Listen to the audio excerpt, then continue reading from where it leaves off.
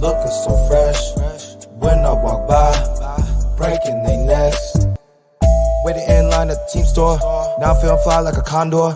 Eyes on me when I walk through the door. Man, I wish I bought a couple more. Cause I really love my city. It was worth every penny. If it were at my show, then I know they gon' tip me. Think I might add a couple patches. If you think it's ugly, you capping. Now my whole outfit matching. Never going out of fashion.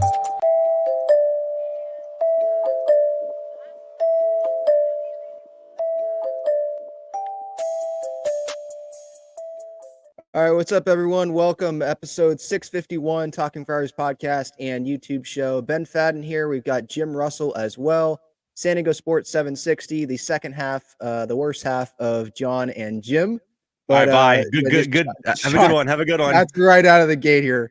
Jim, thank you, though. In all seriousness, thank you again, obviously, for joining the show. Yeah. Obviously, wish that we were talking about, World Series Game 1 coming up on Friday, but instead, I mean, we can talk about it. It's like the worst World Series matchup possible for Padres fans, just Juan Soto and those Yankees against, obviously, the team up north. Yeah, it's not the best matchup if you're a Padres fan because the narratives are negative on both sides. Like if you are a Juan Soto hater for whatever reason still, you don't want to see him succeed in the World Series, and obviously you don't want to see the Dodgers succeed in the World Series and win a World Series. So, yeah, if that's the side of fence that you're on, then this is a horrible World Series for you. In a random innocent bystander that has no, allegiance to anybody and doesn't care about the Dodgers or Yankees. It is, on paper, one of the most epic World Series matchups that you could think of with how many Hall of Famers are in this World Series. Like, I think 7 or 8. It's ridiculous, but I want both teams to somehow find a way to lose, and I don't know if that's going to happen. Yeah, unfortunately, I don't think that's going to happen. But with Soto, for anyone that's, so you see that there's Juan Soto haters out there still? Because for me, it's like, he got traded. There were people that were signed before Juan Soto here long term. That's not Juan Soto's fault. Yeah, I jokingly put out on social media the other day, like Yankees won the trade. Actually, if you're being 100% serious, both teams got what they needed, but the Yankees made the World Series and the Padres didn't. Anyway. Oh, I got blasted for that, saying, "Oh, both teams won the trade." Yeah, idiot. It's because the Yankees made the World Series and the Padres didn't. Yeah. Anyway. Yeah, just about this year. It's only about this year. Yeah. I definitely see it on social media and on our show, on our text line, callers. Like they have this narrative out there that they think Juan Soto is and was a clubhouse cancer. He didn't perform here. Why didn't he do this for the Padres narrative? He's not that great of a player. Like I see a lot of that still. And it's all kind of ridiculous. And I don't know who started it. I don't know if it was somebody in the media who started it or if it was just like a fan thing. I don't know. But to each their own. But if you're watching, you're kind of looking foolish when you see Juan Soto hit 3 home runs to send his team to the World Series. Yeah. Maybe it was that article. I forget who wrote it. I want to say it was in The Athletic about Juan Soto having the earbuds in during the hitters meetings or something. And maybe that's what got some people, irritated. And then again, if that's why you're upset at him, or the team busting, or the hey, everybody quit thing in Seattle last year, okay, then my counter argument to that is, guess who led the team in every single offensive statistic in 2023? His name was Juan Soto. Dude produced. The rest of the team didn't. We move on. Yeah. And now with that said, on the Padres side of things, they got Michael King, they got Higgy, Brito and Vasquez. We'll see. They got Thorpe, which they would help them, go get Dylan Cease. Considering the circumstances, it's not like, oh, the Padres, man, they really lost this trade. I get it. Juan Soto's in the World Series, but it's more than just this year for the Padres. For the Yankees, it's about this year. You got to woo Juan Soto to keep him, and you don't know if he's going to be there. So, yeah, you got to go win the World Series. If they lose to the Dodgers, it's going to be a failure on the Yankees side, especially if Soto leaves. And it would suck for all of us because, the Dodger fans will just Right. I mean, literally, I don't know about you guys with your show, but literally, I gotta say, it feels like half the audience sometimes is just Dodger fans wanting to come in and talk Control. crap. And it's like, Yeah. "Thank you, you're giving me the views," but at the same time, it's like, I mean, that's little brother stuff.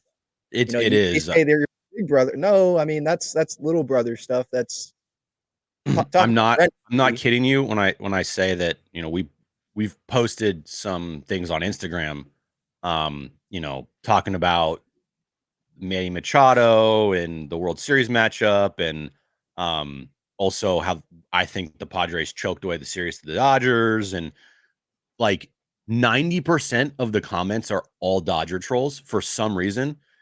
And all I got to say is you guys better win the World Series because if you don't, all of this trolling right now is going to look awful on your part. But yeah, Because they don't they didn't get all those players, spend all that money to beat the Padres. They did it to win the World Series. So they can have their parade beating the Padres and be all happy about that, but, like, your goal is to win the World Series, just like the Padres' goal is, by the way, too. It sucks that we lost. It doesn't matter who it was gonna be against. yeah. We lost. It sucks. Now against the Dodgers, yeah, that makes it feels worse. But, like, yeah, if they Dodger don't fans to win. me are like it's the meme. You know the meme of like the guy in the bathroom stall and there's like 50 bathroom stalls open and then that Mhm. one guy comes up right to next to that next other guy and he's wearing like a Dodgers hat and the guy that's alone is wearing a Padre. Like that to me is not all Dodger fans, but like the trolls in the chats and then the trolls in our comment section and the trolls online. Like that is what you guys are. You're seeking out attention for trolling purposes only. And it's like, go watch a Dodgers channel. Go listen to a Dodgers radio network. Go listen to like something Dodgers related. It's just funny how majority of the time we see a lot of Dodger fans just like trolling us. And I'm like, dude, that was the series is over. It's 2 weeks ago. I understand the day after. I understand 2 days after, maybe, but like a week and a half later, like, okay. Yeah, a full series, couple series later. Yeah. Yeah. Yeah. All right, let's get to our team. Were you as surprised as everyone when the Padres went 24 innings without being able to score a run? I was shocked. Like jaw on the ground, utterly shocked. I if you'd said, all right, bingo card, here's how these Padres are going to lose, I would not have said, give me 24 straight scoreless innings to end the series up 2-1 with a chance to close that at home with Dylan Cease on the mound. Like, oh, yeah, they're going to lose that series. Like, what? No, they scored 5 runs in game 1. They scored 10 runs in game 2. They scored 6 runs in game 3. I mean, I'm like, okay, there is no way they're going to get shut out in games 4 and 5. Now, game 4, it kind of like felt going into that. I didn't have the greatest feeling in the world because Dylan Cease going on 3 days rest. But I thought they were going to put up some runs against the Dodgers bullpen. They might have lost that game still like 8-4, but like okay, the game 5-1 to me was more shocking than the game 4-1, honestly. Because game 5, you had a day to reset. It was a close game. It wasn't like it wasn't a blowout. And you put up literally zero fight in a do or die win or go home game. Zero fight. And that to me was just very disheartening to watch that game and have like nothing if you're a Padres fan to root for. Like you had nothing. The second they go down 1-0 off the Kike Hernandez home run and the way the offense was performing at the plate, it felt like they were down 5-0 right away. And then once Teoscar Hernandez hits that home run, you're like, the insurmountable 2-run lead. Here we are. It's just horrible at bats.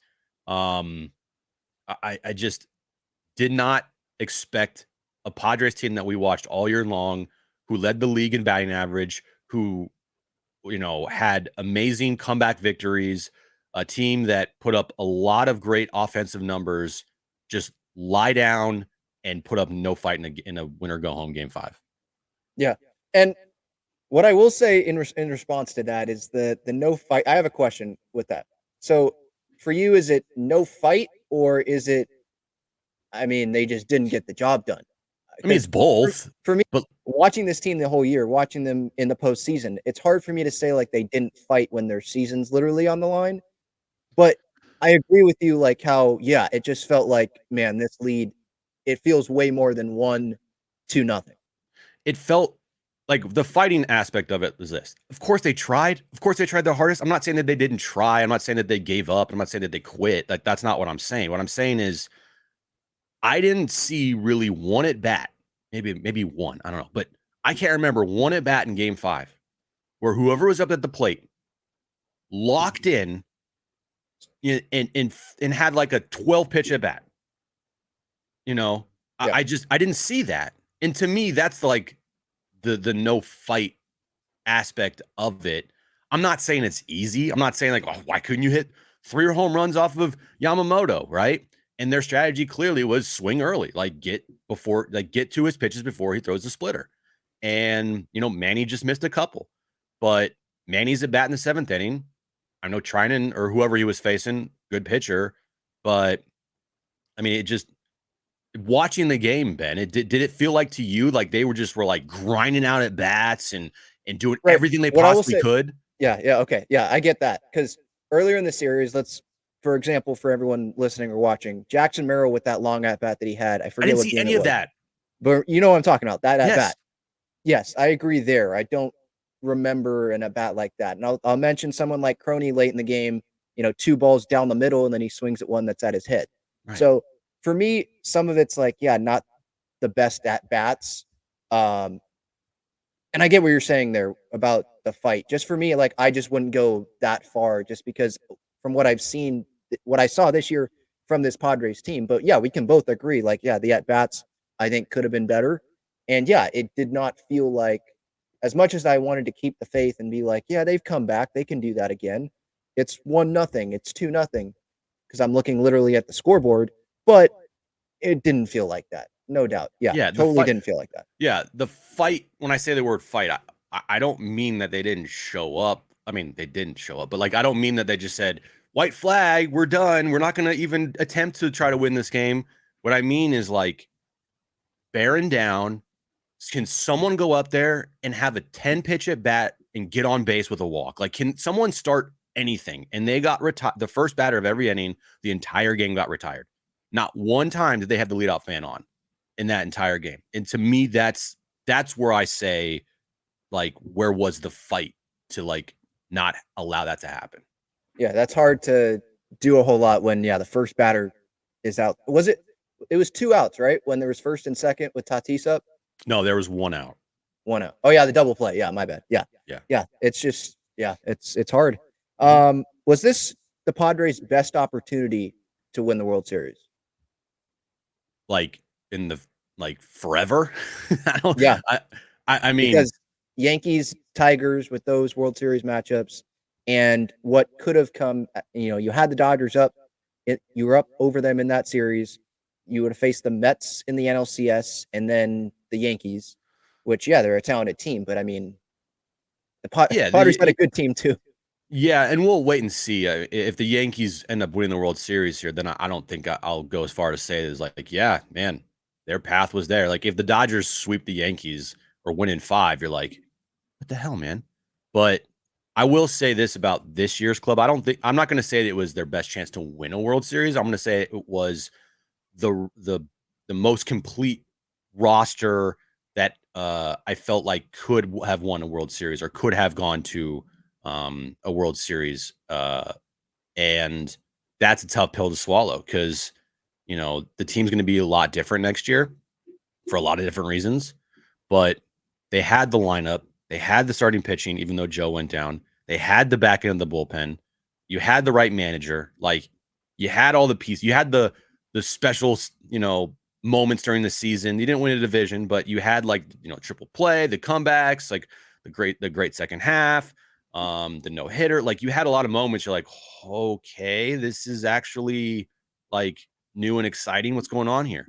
And it just didn't happen. Like it all just came to a crashing end. I think if you look at roster wise, it's I think the best roster they've had since '98. No question about it in my mind.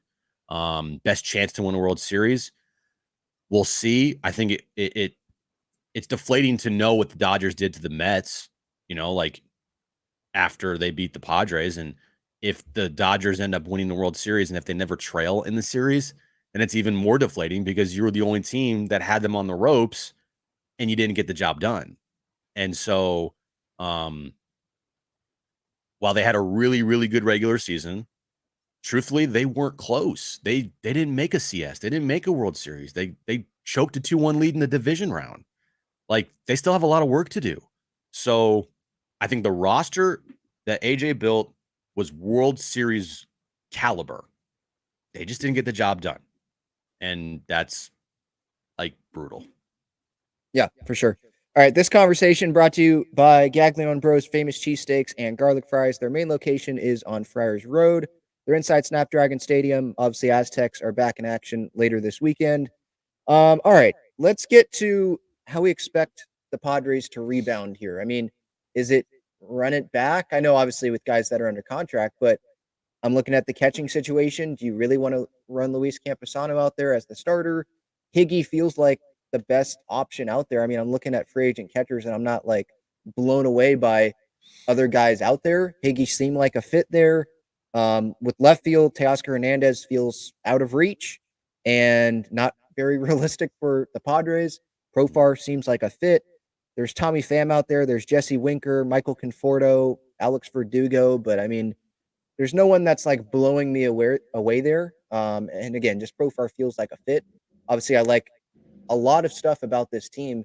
I just wonder how are they going to fill that rotation. Obviously, Roki Sasaki is a name that's out there, but who knows if he's going to make the decision to come over early. But yeah, just your thoughts on how the Padres can rebound here.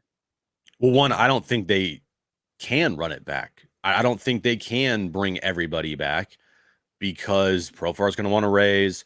Luis Ariz is going to get a raise. Dylan Cease is going to get a raise. Higgy's going to get a raise, theoretically. You might have to give Jackson Merrill a contract extension, Michael King a contract extension. And they can't physically do all that. Like Donovan Solano, David Peralta, guys that, were on their couch at the start of the season, came in and really helped this team. Like I don't think physically can bring everybody back. But if they could bring everybody back, like if they could bring back Profar and they could bring back Higgy and Solano and everybody, I would be very much against that because the run it back theory in my mind only applies if you win a World Series. If you don't win a World Series and you're bringing everybody back, then you're just basically banking on everybody just be a little better. Just be better. Like, instead of going out and getting better players, you're just asking guys to be better and bring them back. I'm against that theory of run it back. I really am, because they didn't get to a World Series and they didn't get to an NLCS and they blew a 2-1 lead to the Dodgers. So with that said, you got to go out and try to get better, and getting better is not staying the same. And so what are you going to do in left field? What are you going to do at shortstop? What are you going to do at catcher? The Profar thing is scary because he had a career year, and I would be scared to give him like a multi-year deal at like 12 to 15 million a year. And then you look at guys like Solano and Peralta. They were nice stories. They helped out the team a lot this year, but that feels more like lightning in a bottle than like a sustainable thing because of how their ages are. I mean, Peralta's what, 37, almost 40. Same thing with Donovan Solano. Like, it's those guys were hired hitmen, and then they did their job and they helped this team.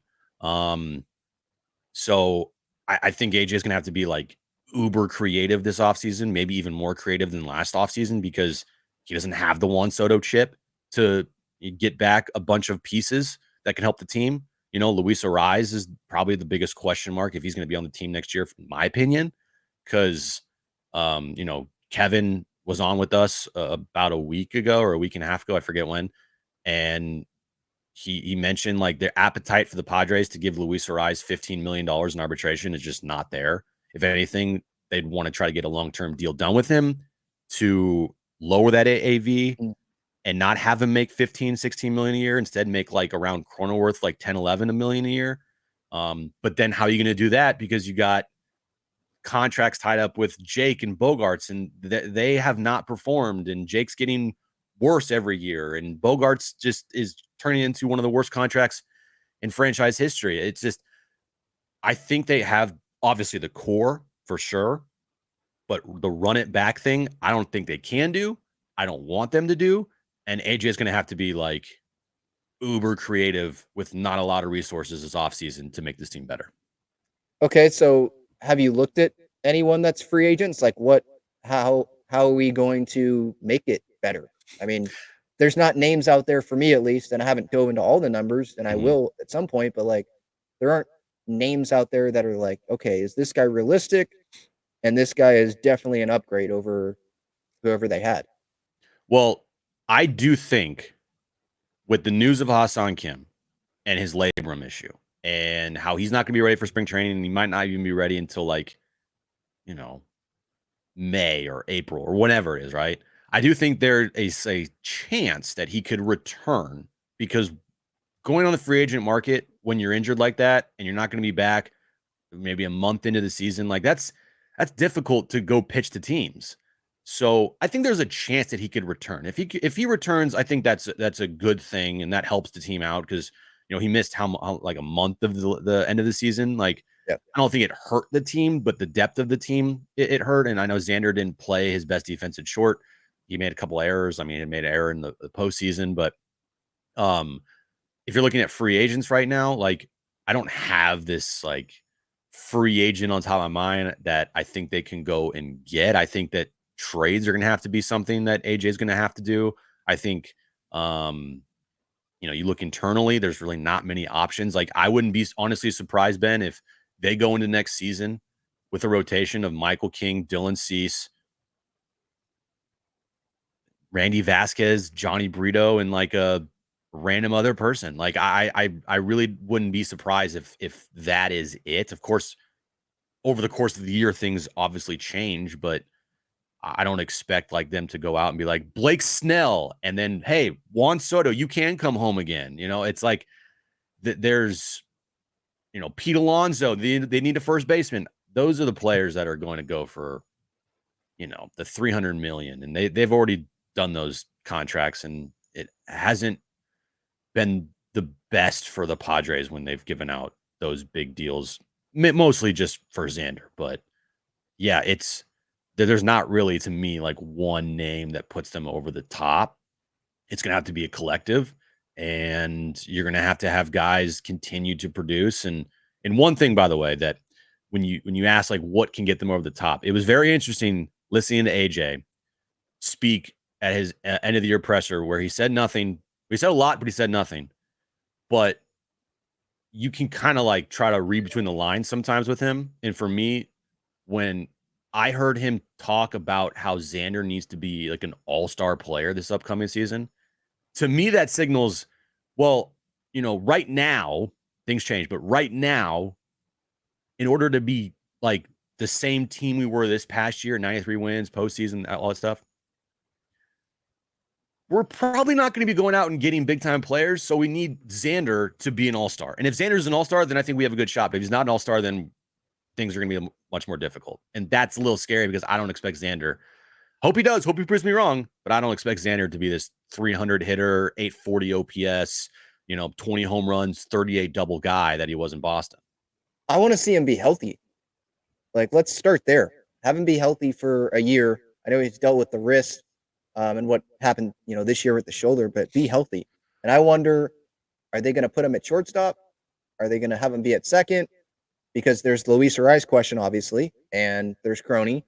But who are they going to bring in as, the DH and someone that can play infield option? Or is that going to be an outfielder? I'm curious what this bench is going to look like. I think Tyler Wade's under contract for one more year.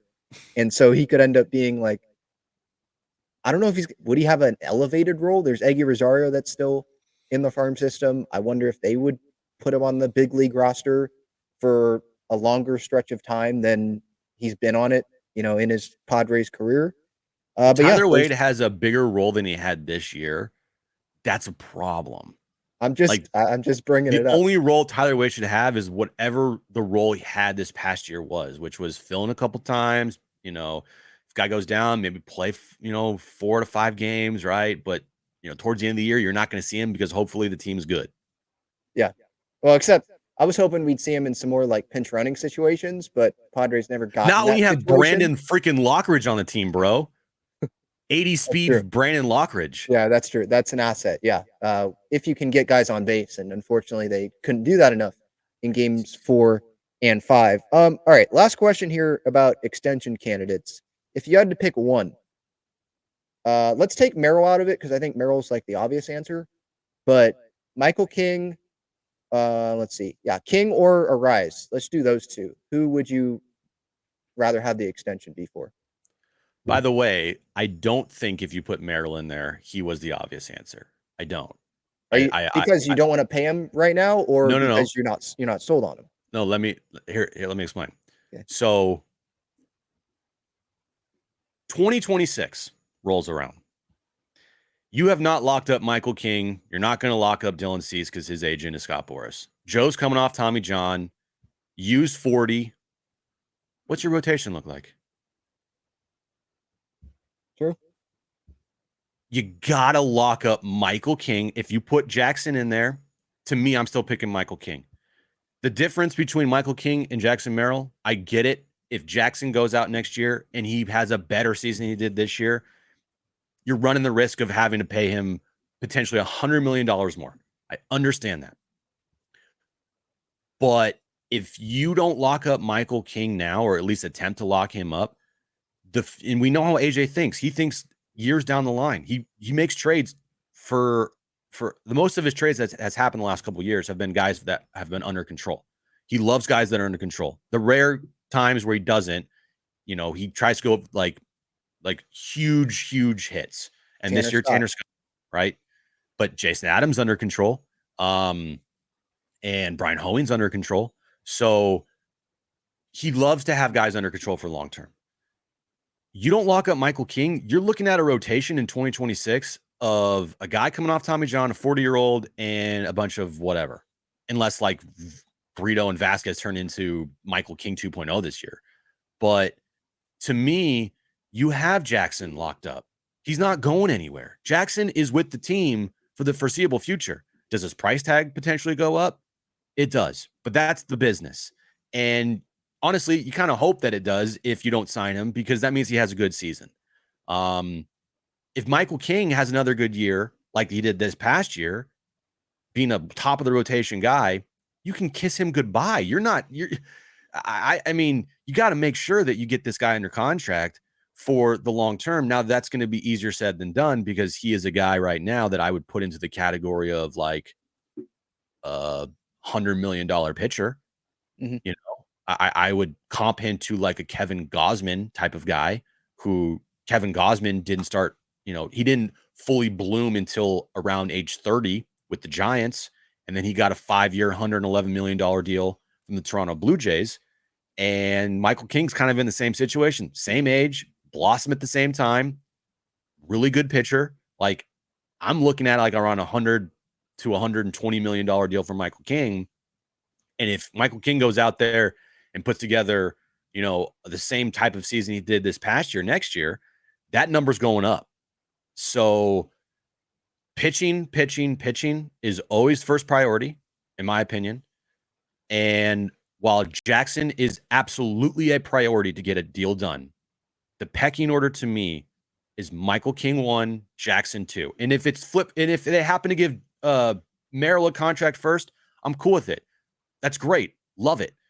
But also, just you better get a deal done with Michael King, because if you don't, you're running the risk of 2026 rolling around and it's like, what is this? Yeah, that's a smart gym take. Wow, everybody, a smart gym take. Round of applause. Wow, I'll get a round of applause there. Yeah. Yeah, I mean, I agree. Yeah. When you say it like that, and it's kind of like the Niebla-Schultz situation, right? Where with Schultz, yeah, you want the extension. With Niebla, though, I mean, he's the one that's up right now. So, end of November here, or end of October here, yeah, it's up. You need to get it done. So They'll get it. I'm They'll thinking they'll it's get it gonna done. get it done. Yeah. They'll get it But done. yeah, Be no, I yeah, totally agree they'll with get it Michael King. Yeah. Um, because and it's someone that stays healthy. I know it's 1 year, but he showed Yeah. the ability to stay healthy. It seems like he takes care of his body and all the work that he needs to do. It seems like he really loves it here too. So yeah, for sure. And yeah, you're right. Jackson Merrill, he is here. So yeah, we want that extension, but we need Michael King here. You want that complete team, Mhm. and Merrill's not going anywhere right now. Yeah. All right, Jim. Thank you so much for the time. I appreciate it. Had some smart takes here today. Interesting. Was that surprising for Um, you, bro? Well, if you just listen to John and Jim, sometimes it can go off the rails a little bit. That's all. That's all. Yeah, but that's not based off takes. That's just based off stupidity. Yeah, a little bit. Train wreck radio. Go. Exactly. Must listen segment there. All right. Yep. Thanks, Jim. I appreciate the time, man. Have a good one. You too, man.